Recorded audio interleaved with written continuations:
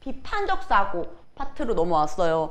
자, 지금까지 했던 세부 내용이나 지금 추론 문제 같은 경우 사실적 이해 파트였다면 이번에는 비판적 사고 파트예요. 그래서 빈칸 추론, 빈칸 나와야죠. 막 기역니은, 디귿리을. 자, 여기 부분이에요. 자, 여기입니다. 자, 그래서 이런 빈칸 애들 6번 한번 볼게요. 자, 지금 6번 보시면 이렇게 빈칸 막 나와 있죠? 그래서 빈칸 나온 애들은 지금 6번, 7번 이런 애들이 이제 보편적으로 있는데, 자, 여기에 들어갈 거. 사실은 6번은 되게 간단할 수 있어요. 물론 6번에 첫 번째 걸리면 너무 땡큐겠죠. 근데 얘는 안타깝게도 첫 번째가 아니어가지고 결과적으로는 다 보셨어야 되겠지만 부담 없이 풀 수 있던 빈칸 추론 문제다라는 거 제가 조금만 해보시면 돼요. 근데 약간 평소에 우리가 대화하는 걸 좀 떠올리셨어야 좀 더 쉽지 않았을까. 만약에 평소 대화를 떠올리시지 않았다 그러면 4번, 5번에서 조금 헷갈리실 수 있지 않았나? 라는 거.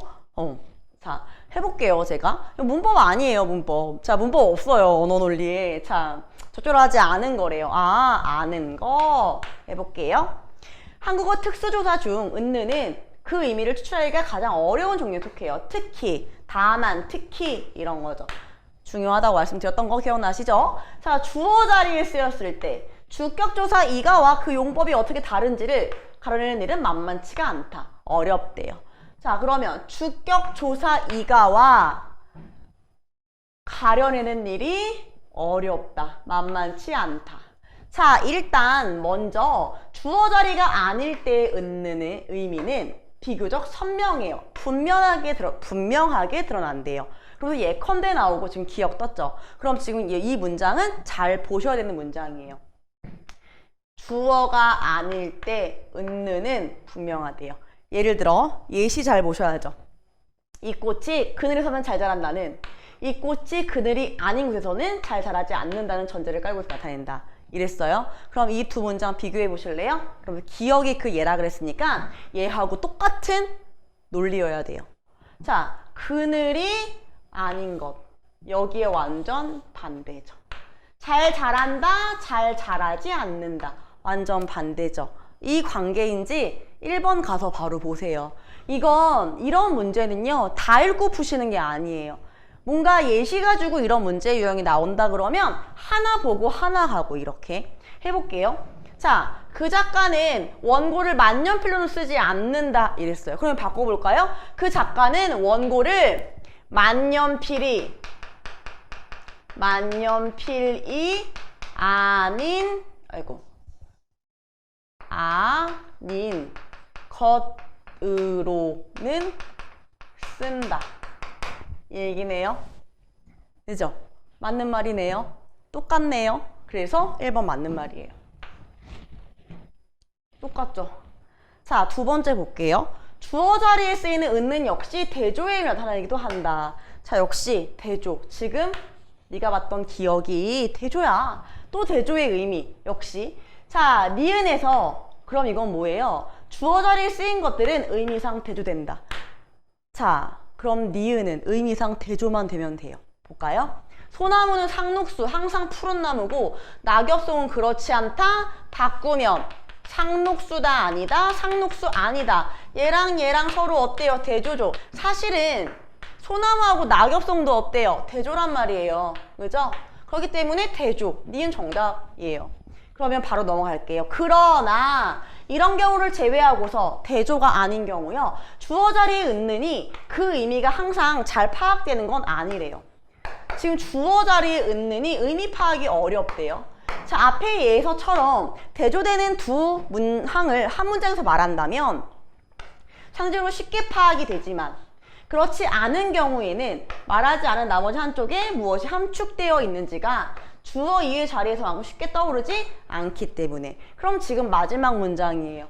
자, 근데 얘는 사실 뭐 포커스에 찍을 필요는 없는데 아는 경우에 나머지 한쪽에 함축되어 있는지가 떠오르지 않아서. 자, 그 다음 볼게요. 주격조사 이가는 특수조사가 아니기 때문에 특수조사가 뭐예요? 보조사죠. 보조사가 아니기 때문에 어떤 특별한 의미를 대표할 필요가 없다. 다른 것은 전혀 고려하지 않고 단지 바라보는 현상을 말할 때 뭐라고 해서는 안 된다는 거예요. 그럼 여기에 은을 쓰면 안 된다는 거죠. 특별한 의미를 대표하면 안 되니까요. 자, 은는의 경우 특별한 의미를 지니는데 그 의미는 궁극적으로 대조와 관련이 되어 있겠지만 그것으로 모두 설명되지 않기 때문이에요.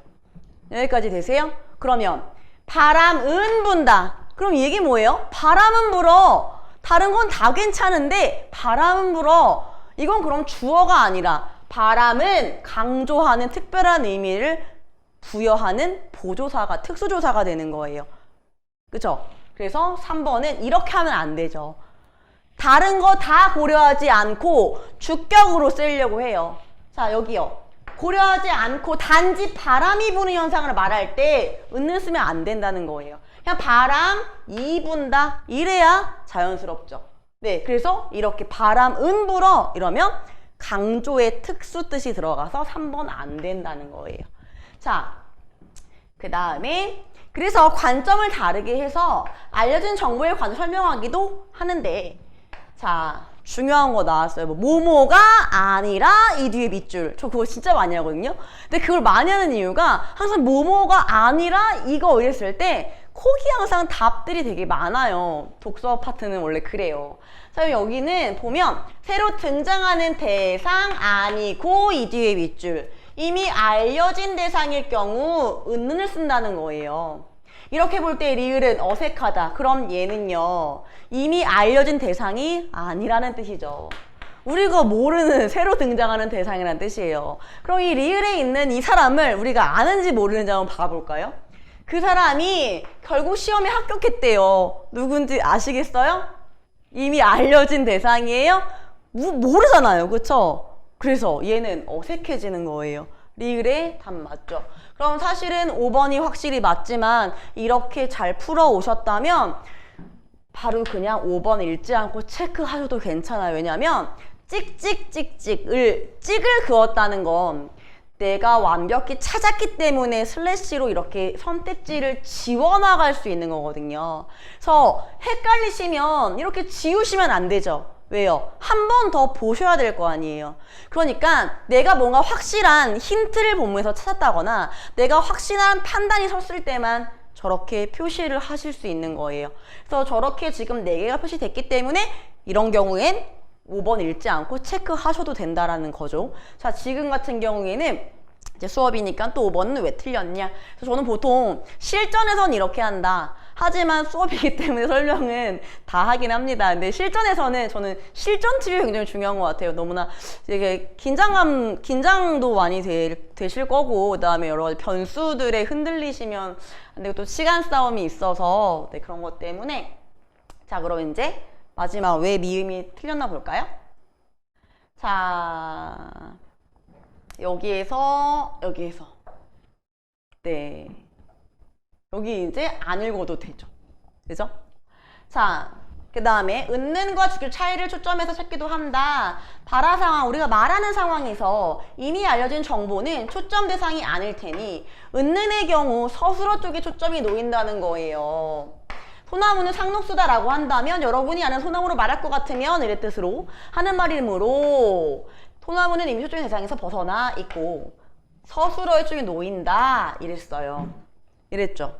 자, 미음에서는 서술어가 아니라 영미의 초점이 놓이며, 그럼 뭐예요? 주어의 초점이 놓이며 여러 아이 중에 서의 뜻이 함축되어 있다라고 얘기를 했어요. 그럼 볼까요? 자, 영미는 노래를 잘한다 이랬어요. 자, 누군가가 얘기를 해요. 영미는 노래를 잘해. 그럼 일단 영미라는 애는 우리가 다 알고 있는 친구 아닌가요? 그렇죠. 보통 우리가 다 모르는 사람을 가지고 철수는 노래를 잘해. 그럼 걔 누구야? 이렇게 된단 말이에요. 그죠? 영미는 노래를 잘한다라는 건 영미 포커스가 찍히는 게 아니라 바로 이 위에 소나무하고 똑같은 거예요. 우리가 아는 영미가 이 얘기죠. 아, 노래를 잘해. 그럼 포커스는 서술어. 노래를 잘한다. 여기가 포커스죠. 답 몇 번이에요? 5번이에요. 이해되세요? 네, 그럼 이건 사실은 평소에 이렇게 대화 상황이라던가 이런 상황을 조금 생각해 보시면 좀 쉽게 푸실 수 있지 않았나 라고 생각이 드는 문제였어요. 자, 그 다음에 넘어가 볼게요. 7번 진짜 대박 땡큐예요. 대박 땡큐. 읽을 거 막 쫙쫙쫙 넘어가셔도 되는 유형이에요. 왜냐면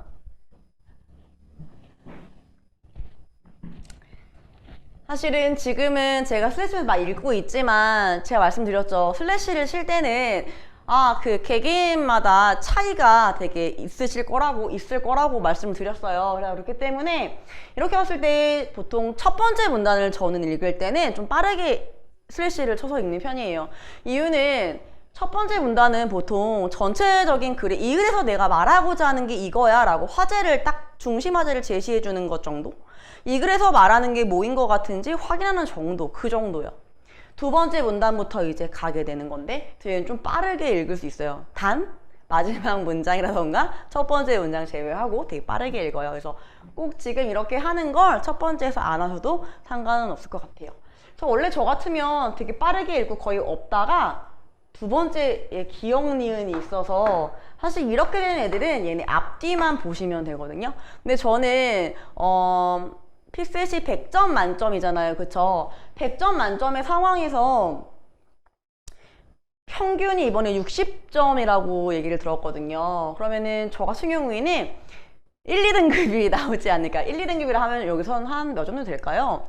평균점 이상을 이제 받으셔도 되니까 통과, 항상 나는 뭐 80점 이상이야 라고 하지 않으면 이렇게 막 스킬 쓰는 건 저는 그걸 좀 나중에 하시라고 말씀드려요. 네, 이유는 이게 스킬을 사용하려면요, 기본적으로 기본기가 딱 잡혀 있어야 스킬이 가능한 거거든요. 그래서 저 같은 경우에는 스킬을 쓸 때 실전에선 스킬을 쓸 수 있겠죠. 시간이 부족하다는 전제하에요. 그렇지 않으면 빠르게 읽어서 확실하게 하는 걸 더 추구하는 편이에요. 그래서 스킬은 정말 내가 시간이 안 될 때, 아니면 정말 너무 뻔한 유형일 때, 이럴 때 사용을 하는 게 맞지만, 되도록이면. 그래서 이거는 사실 스킬 쓸 수 있는 문제 유형이긴 해요. 이렇게 나오게 되면 여기 앞뒤, 여기 앞뒤. 왜냐면 뒤에가 다 예시로 되어 있잖아요. 그죠? 그래놓고 이렇게 지금 나왔어요. 그러면 기억 먼저 풀고 골라내고, 선택지 먼저 골라내야죠. 이거 두 개 다 읽고 이거 보려고 그러면 헷갈린단 말이에요. 그러니까 이렇게 된 경우는 기억 골라놓고 그 다음에 니은에 맞는 것을 고르면 돼요. 자, 이거 내용일치예요. 볼게요. 자, 여기 슬래시 안 할게요. 저 되게 빠르게 읽을 거라고 말씀드렸잖아요. 네, 평소대로 읽어볼게요. 자, 우리말의 어휘는 그 기원에 따라 가장 아래에는 고유어가 있고 그 위를 한자어가 덮고 있으며 맨 위에는 한자어 이외의 외래어가 얹혀 있다. 토박이 말이라고 하는 고유어는 말 그대로 바깥에서 들어온 말이 아니라 한국어 고유의 말이다. 하늘, 아들, 나라 따위의 낱말이 그 예다. 고유어는 기초어에 속하는 말들이 많고 한자어나 외래어에 비교해 봤을 때 정서적 호소력이 크다. 원래 수약 면하죠. 그럼 고유어는 호소력이 크다. 그러나 낱말의 기원이 분명하지 않은 경우가 많아서 그 범위를 엄밀하게 확정하기 힘들다는 문제점이 있대요. 현실적으로 고유어는 한자어와 외래어를 뺀 나머지 어휘 전체를 범위로 삼는다. 자, 마지막만 볼까요? 현실적으로 고유어는 한자어와 외래어가 아닌 나머지 어휘 전체가 고유어의 범위구나 라는 거. 되셨나요? 두 번째 진짜 풀 수 있나 볼게요. 이렇게 느슨하게 정의된 고유어에는 많은 차용어들이 포함된다. 첫 번째 문장 나왔어요. 이 고유어에는 많은 차용어. 차용어가 뭐예요? 다른 나라에서 빌려온 말들인 거죠. 그죠? 자, 예를 들어서 보람의 보라는 몽골어에서, 스라소니에서는 여진어에서 빌려온 거래요. 자, 이보다 더 흔한 건 한자어에서 차용한 낱말들인데 기역과 같은 애들이에요. 근데 기역이 뭔지 몰라요. 근데 뒤에 이제 예시 한번 볼게요. 벼락, 서랍, 썰매 같은 낱말들은 지금은 고유어가 죄송해요. 고유어가 맞지만 처음부터 고유어는 아니었고 병력, 서랍, 설마와 같은 한자어를 사용하다 자, 형태가 변한 거라고 얘기했어요. 형태가 변한 거래요. 자, 말맞자죠. 눈설자죠. 그죠? 이거 뜻 눈 말이에요? 아니잖아요. 그지? 그죠? 자, 그래서 이런 한자어를 사용하다가 그 형태가 변해서 만들어진 거래요. 그럼 여기에 지금 형태 들어가야 되는 거죠. 끝까지 읽어보고 해볼게요. 자, 이런 유형의 낱말 가운데는 괴이하고 흉악하기 짝이 없다는 괴악하다에서 온 고약하다처럼 자, 마지막 문장이에요. 형태뿐 아니라 플러스 의미가 달라진 것들도 있다 이랬어요. 자, 그러면 기억 먼저 볼게요. 선택지는 다 이런 것 같아요, 지금. 자, 여기 보면 본디 한자였던 고유의 발음과 유사해서예요? 아니죠. 형태 때문에. 형태가 바뀌어서. 형태가 변해서. 그죠? 쓰는 거 똑같죠? 형태가 변해서. 그러면 발음 안 되는 거예요. 본래 한자였던 것이 발음 안 되는 거죠. 자, 한자였던 것이 형태가 바뀌어서 표기를 할 수 없게 된 거다. 그래서 우리 지금 이거 설마 그랬겠어? 라고 할 때 이거 쓰지 않잖아요. 그죠? 그럼 답은 이거예요. 그럼 얘하고 똑같은 게 뭐예요? 3번, 4번, 5번 돼요? 안 되죠.